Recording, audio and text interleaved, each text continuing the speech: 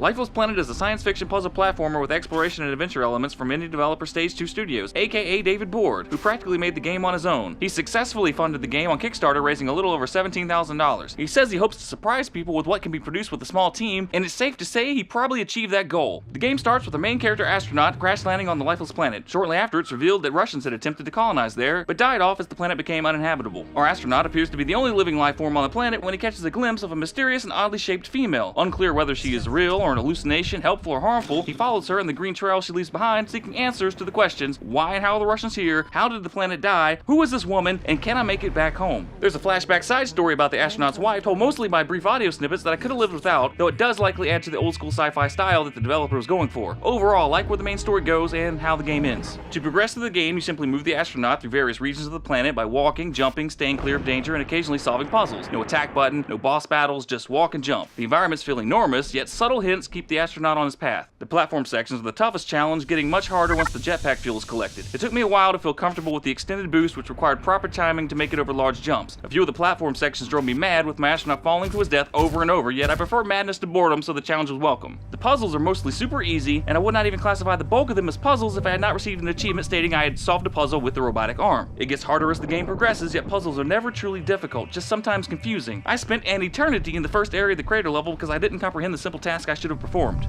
I love the feel of the game. The environments are hauntingly beautiful and change frequently enough to keep it fresh. The character models are the weakest element, made abundantly clear when the astronaut catches up with the mysterious woman. She really sticks out like a sore thumb. The audio is absolutely superb, I mean incredible. I love the original score by Rich Douglas. And the Xbox One version has additional music, so I'm thrilled that I waited to play the game. Speaking of additional content, this version also received visual upgrades including normal map terrains, extra audio and text logs, and additional Russian language voice acting. Another stellar element of the sound design. All reason to play it on the Xbox One if you have the opportunity, but good luck getting the achievement for not dying. Lifeless Planet is an amazing experience and a great example of why indie games are becoming more and more popular. I feared the game would be a snooze fest considering the bulk of the game consists of walking and relatively easy platforming, but fortunately I was wrong. My only real complaint is the length of the game. I would have preferred the game be a little shorter, but to some that may add value. I'm okay with the $20 price tag, especially knowing how the game was produced. However, it will likely be on sale for $10 at some point, so if you haven't purchased it by then, do yourself a favor and buy it. That's 2 minutes, I'm going back to Earth.